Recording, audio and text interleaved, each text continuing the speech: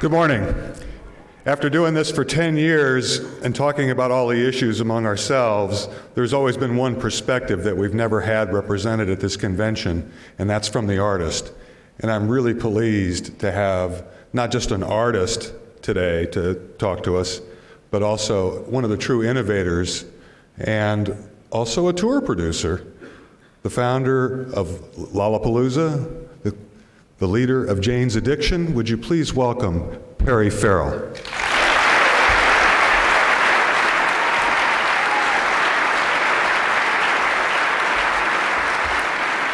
Hello. Last year, Lollapalooza created a system to support mobilized gaming. Using the concepts of the video game, we created an interactive playing field that was reality-based. We hired actors and actresses, and those actors and actresses, they acted as agents that would walk around the grounds. Our audience used cell phones, and these cell phones they would use to navigate themselves around the grounds. It would guide them through the festival. It led them through a series of activities, and they were given prizes if they were good and penalties if they were bad. Now, I learned a while ago that radios, the way that the radio was developed was radio shows back in the 30s and 40s were sponsored by companies that basically built radios themselves, and they were always looking for content. They had hardware, and they needed the content. So I used that concept and applied it to Lollapalooza with the cell phone, and we integrated cell phone technology into the fabric of our festival to create a brand new festival experience, and that's what you saw up there. So I'm very happy to be your keynote speaker here this morning. It's a strange honor for me. I'm the creator and producer of Lollapalooza, and I have also graced the stage as a musician. My value to my associates is mainly as an artist, and I accept this role as an artist. It's a very nice role because as an artist, you get to remain very childlike.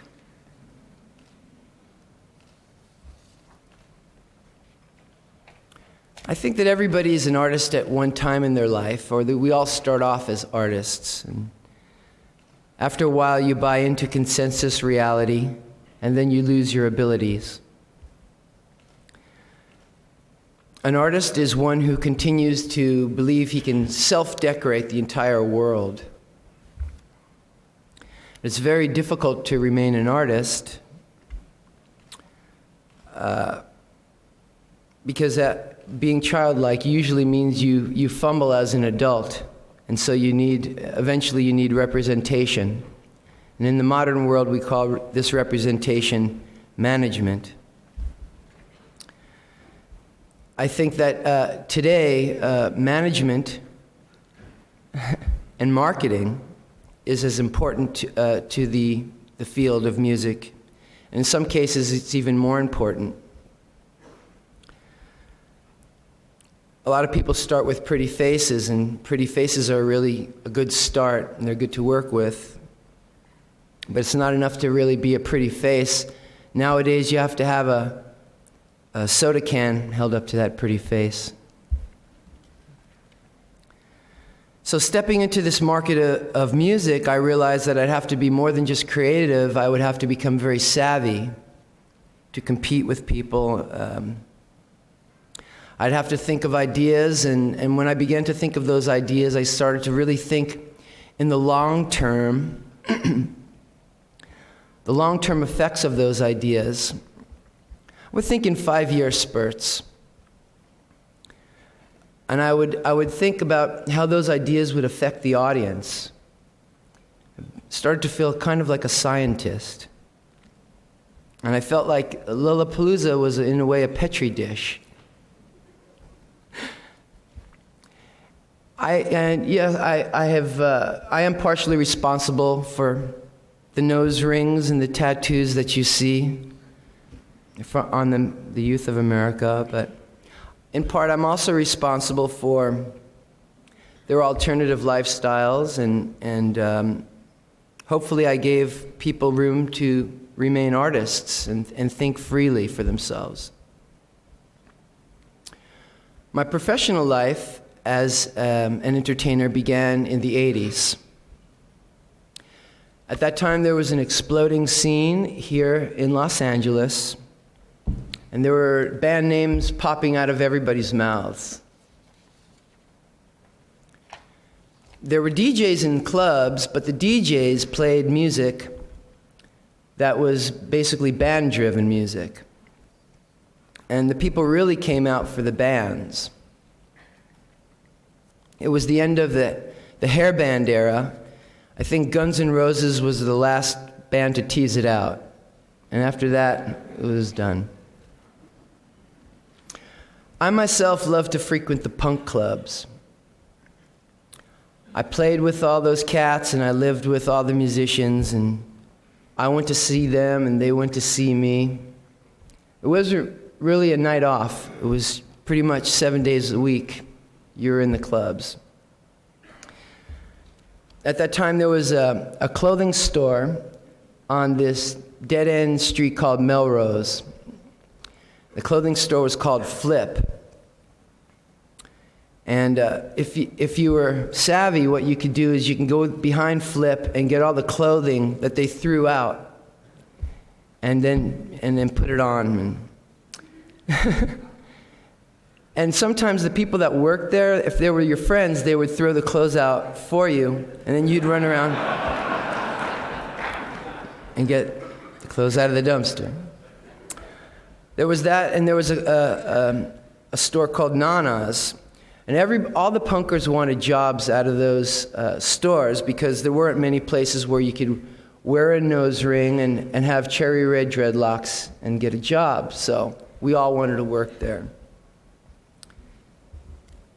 Everybody was ravenous to play music, and we would play wherever they would allow us to. It was a lot of fun, and everybody had dreams, and we all felt that we could really do this on our own. At that time, there was alternative record labels, very healthy, and it was the beginning of the college radio, too. So it was as if we had just graduated high school and we were going to live on our own. It was that kind of a feeling. We didn't play at places like the Roxy or the Whiskey or the Troubadour, for that matter, because at that time you had promoters, and what they would do is they would buy a night on the Strip, and then they would take that night and they'd sell it back to musicians. And they'd force the musicians to pay them up front, and the musicians would then rent the night out from them. It's what's known as the old pay-to-play. I don't know if you guys have heard of the old pay-to-play, but it was whack. Because what ended up happening was the only people that ended up to play on the Strip were kids who would come in from the Valley, whose parents had enough money to buy them guitars and amps and a stack of tickets, and then the room would be filled up with their relatives. So we never touched it. We went downtown, and we went to places like the Anti-Club, and that's where we played. And we started putting on our own parties. And I was lucky enough to know this girl. She was a girl, but she was also a call girl. So my first manager, well, she wanted to promote me, and I thought to myself, she is a whore, and this is the music business, perfectly qualified. Thank you.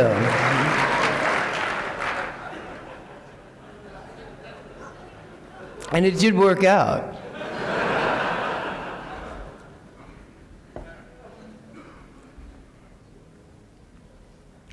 So anyway, with my drive and her backing, we started to put on our own parties. These were decadent, illegal, fantastic parties. She would greet people at the door with her nipples taped over with the X, and as soon as you walked in, I'll tell you what we would do. We would book things like we had a transsexual dance review, and then I would set up in the corner, alongside the transsexual dance review, classic motorcycles. But I never told the motorcycle guys that we also had the transvestites. So we'd have the motorcycle for probably half the evening until they saw what was going on stage, and then they would all take off because they were so embarrassed. And it didn't quite mix, but for us it was a lot of fun. Except for one guy I remember, he ended up in a mental ward because this young kid had fallen asleep and woke up with a transvestite between his legs and went home thinking, it was terrible, I know. But I hope he's okay now. I don't know where he is. Back in the 80s, there was a group of heathens that put on parties in the desert, and we called ourselves Desolation Center. We had cult bands like the Minutemen and the Meat Puppets and Sonic Youth. And they'd come and perform with entertainers like this fellow Mark Pauline, who comes from up north, San Francisco.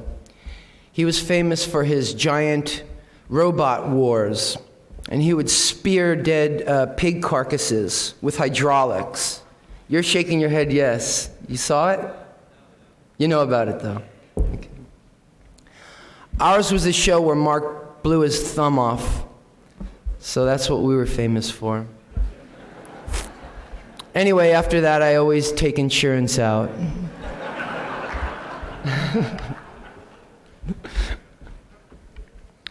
But between those special shows and the routine clubs that we played, I found myself producing events, and that's how I got my start. Lollapalooza came about as a result of the final tour for my band Jane's Addiction. I was asked by William Morris to mash ideas together for our farewell run. And the timing was very right for all the indie alternative groups to get together. It wasn't started by radio, and it wasn't started by television. They only followed us around. So it was really started by the people. And the people, when you get a movement that's started by the people, it's so exciting and it's unstoppable.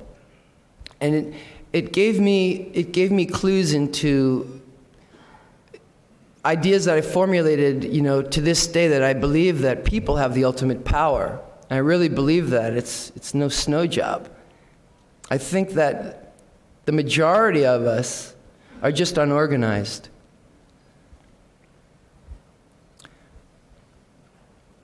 So I started to take on public assembly as my art form. And people ask me sometimes, are you still doing sculpture? And I go, no, but I'm putting festivals together.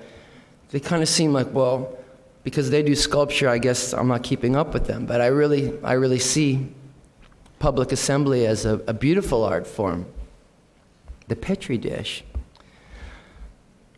And I know that the outcome of a festival can seriously change the world.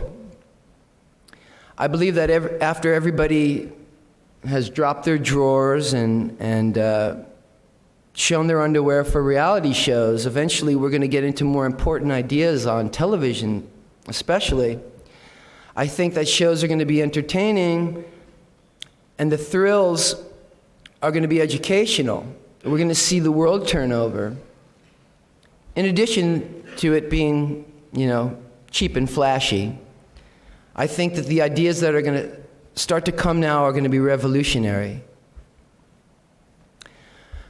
Because I don't think revolution has to really be difficult. I think it can really be fun.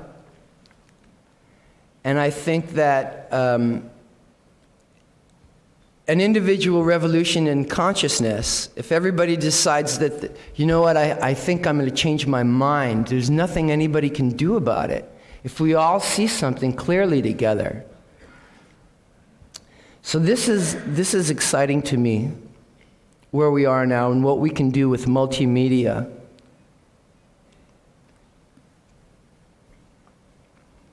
I think that people hunger for substance. I think that when you leave a place and you haven't learned anything, it's like you've been to a trendy restaurant, but they haven't served you yet. And I know that firsthand because that just happened to me.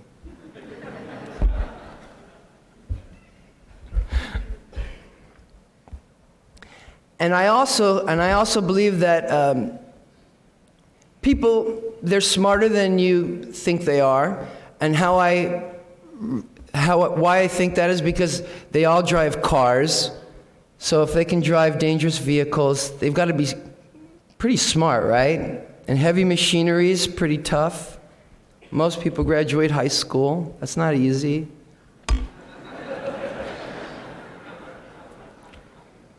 But even if they're not that smart, I think they can follow fashion.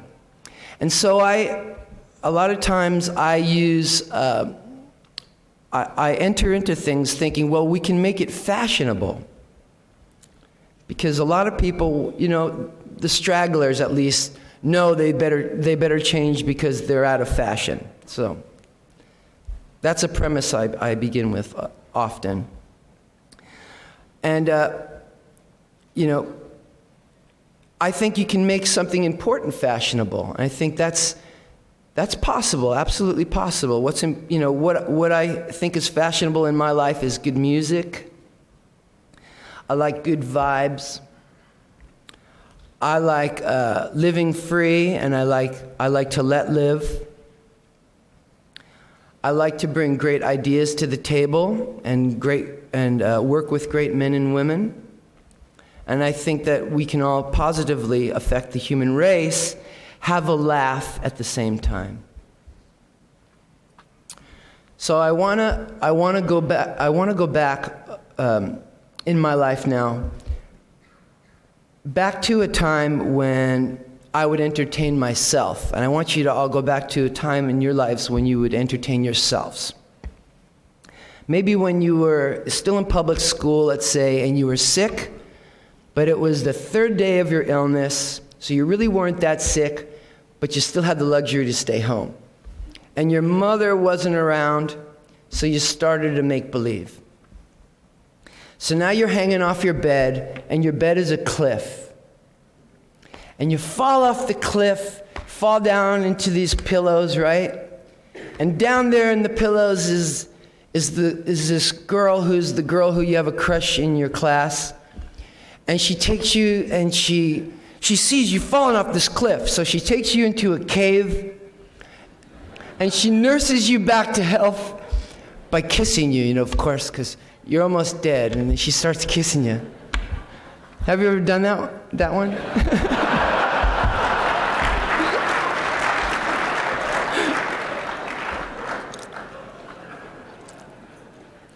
That was a good one.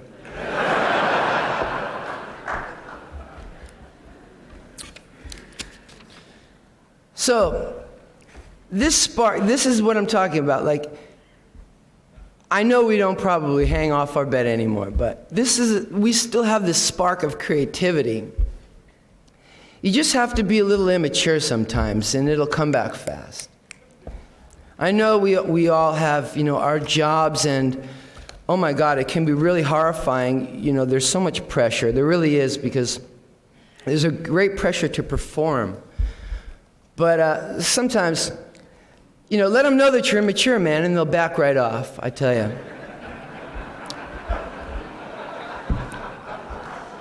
Thank you.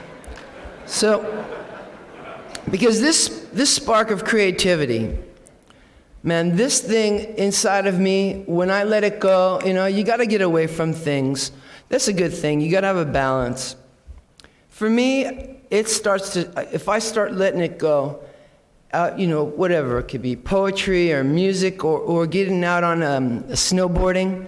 Just things that are playful. This thing starts to spread for me like a brush fire across the cultural landscape, because I love culture. I love to watch what people are doing. But what's really exciting is how it's changing all the time. I love the fact that it's active. It doesn't sit there. It's constantly changing, and it comes from underneath too. A lot of the young people, they'll do stuff first. And that's really interesting to me, because that means that they're wild and they're free.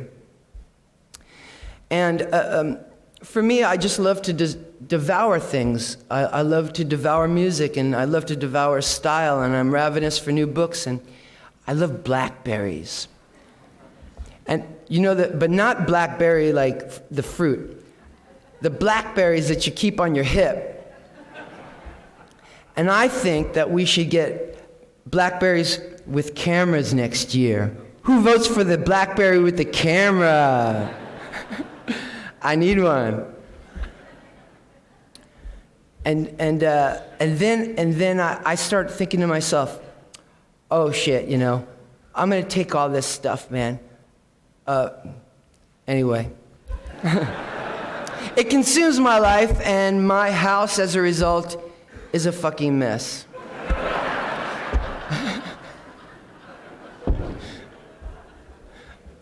I'm clean, but I'm like quick clean. Like, I'm very clean, I'm running out the door. My house, you're not coming over.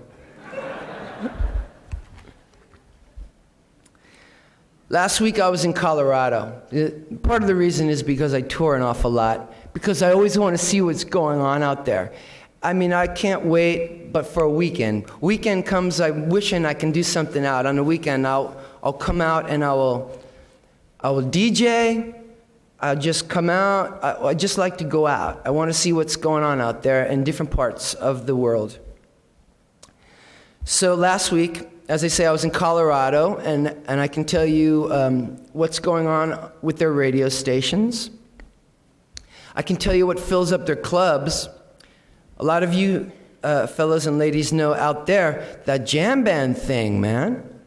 It's really going on out there. Yeah, I liked it. I was a DJ, and I worked with Sound Tribe Sector 9 and Oso Motley. And I was the one and only very special DJ.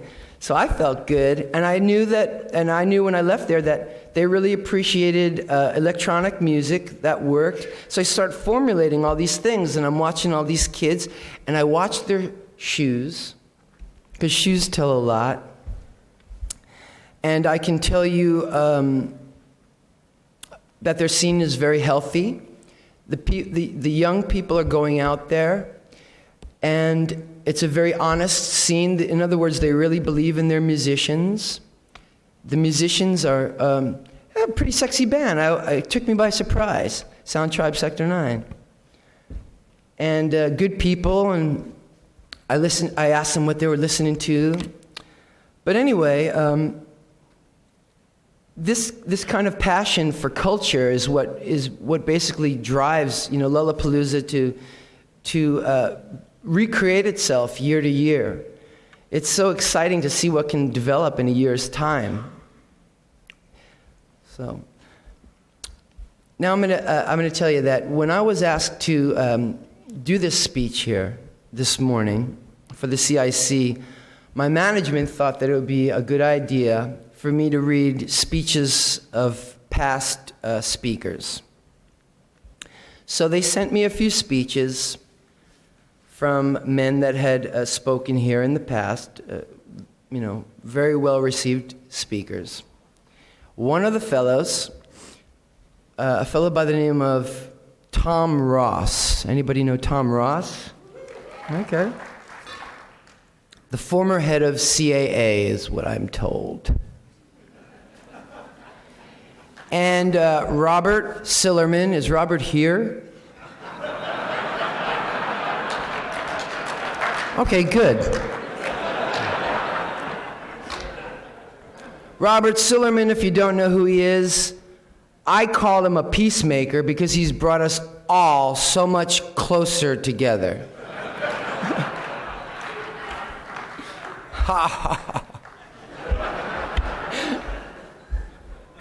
So, oh boy. So, Tom, his speech was from 1998. Okay? So remember 1998. His overriding message was, let's keep Wall Street out of the music industry. That's a joke. He also said, and he implored that it was very important to keep, for all of the agents, from all the different agencies, to work together. Agent love. Agent Love Fest. Agent Love Fest. Let's do it.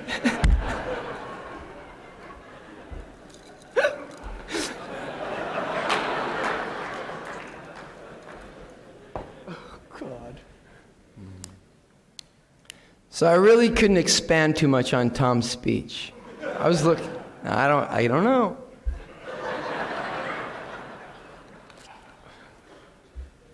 It is hilarious. But I love the guy for trying. I think that, great ideas, Tom. So then and by the way, I think my speech is going to be equally hilarious in 6 years. So you can laugh at me now. So anyways, I went on to Robert Sillerman's speech. And Robert Sillerman's speech was twice as long. I honestly didn't read the whole thing. I'm sorry. So I started thinking to myself, this guy, Robert Sillerman, should call himself, his nickname should be Silly Putty. Why I say that is because Silly Putty Sillerman throws himself down on top of you. He pulls himself up with your imprint on him. He rolls you up into a ball with everybody else's imprints. Right? Thank you. Thank you. Thank you.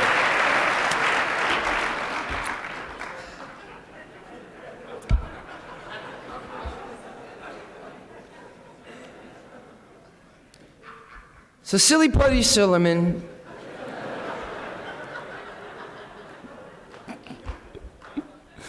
This is what I did read, because it was in the big print. He said, I met a promoter from the Midwest, and he had girlfriends around him that were younger than his own daughter. And so he thought to himself, maybe this would be a good business to get into.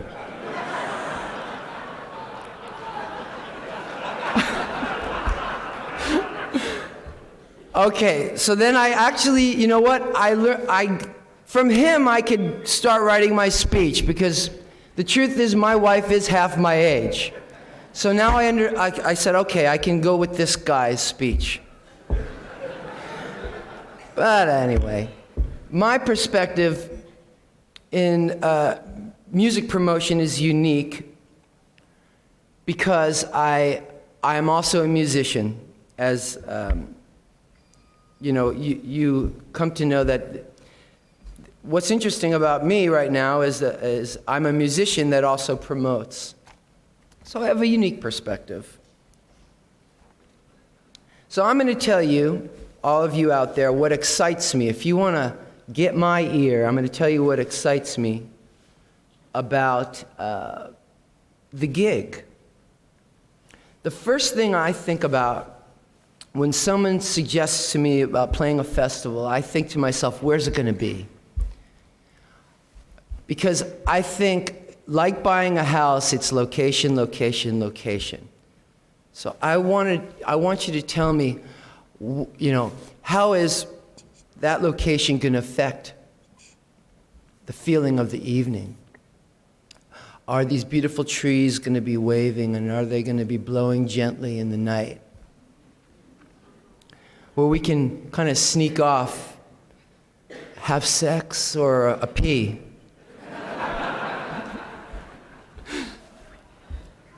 And the next thing I start to think about is, gosh, I wonder who's going to play with us. Is it going to be some crappy band that's going to, reduce us, or is it going to be somebody legendary that I'm going to look at the side of the stage and just can't believe I'm looking at them? And then quickly, all of a sudden, I start thinking, how much?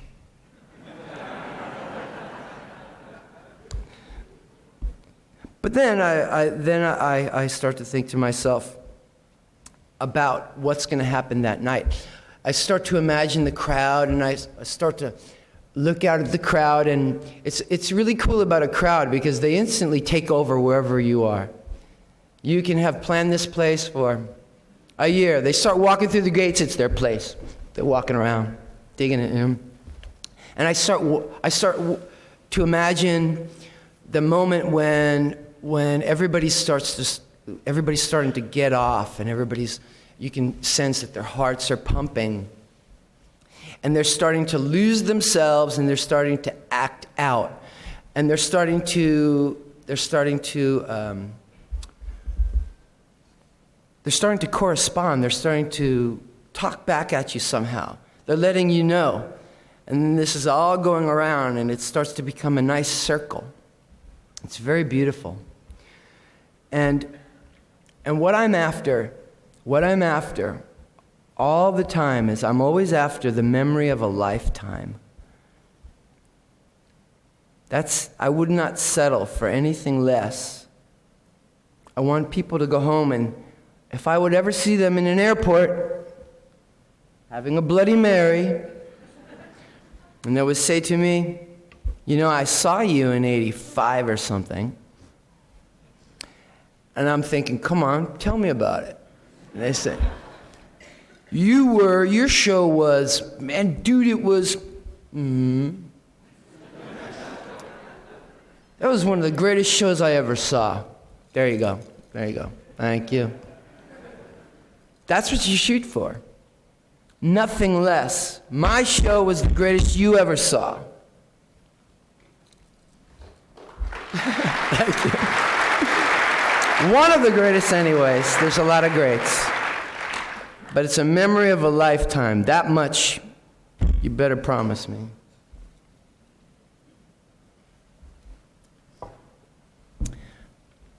Great parties are very, very sexy. And everybody in the room feels like heroes. Guys are cocky. Girls are amused. And people are lounging around as if it's their own estate. That's the feeling. And it's a wonderful feeling when you, as a promoter, are looking out and you see that happen from behind the curtain. And for this kind of a result, we depend on the musician and we depend on the music. And I say the musician first because I think that in this day and age, we're very used to getting music. We get music for nothing, and we get music at all angles. Music just comes to us. And we forget a lot of times that, there was somebody who fell in love really hard. And he decided to declare his love to somebody. And we took those words and we took that music and we used those words and music to serenade our own women. And there was a guy who was really lonely and he wrote a song. And all the people out there that are lonely feel that I'm not lonely. He relates to me. She relates to me. They took the time, they sit in rooms and they write this music. And they taught us things like to go out and steal and pierce your nose and get bad tattoos that you're going to regret later. And they taught you to question authority. And that's something that my friend Tim Leary taught me to never forget. Question authority, even what I tell you, God damn it. But we assume music's just there. I do the same thing. I'm very guilty of it. There's music. We can't quantify its origins anymore.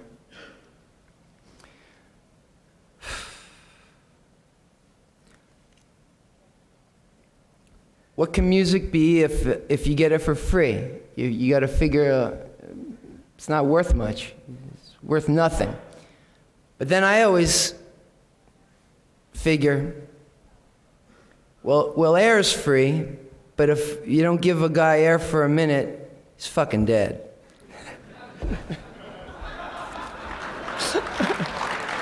Yeah, music.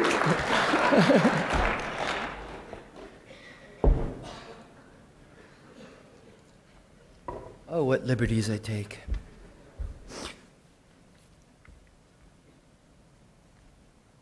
So, I'm going to tell you what's killing the music business.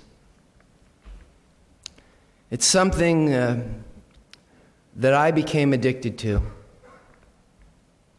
Do you all know what it is? Do I hear it? Money? Cocaine? OxyContin? No, it's the computer. Happens to be my intimate friend. So today I'm going to admit something to everyone. Hello, my name is Perry and I'm a downloader.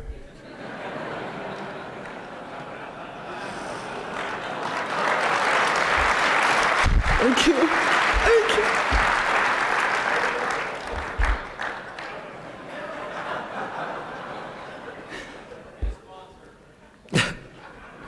Mac or PC.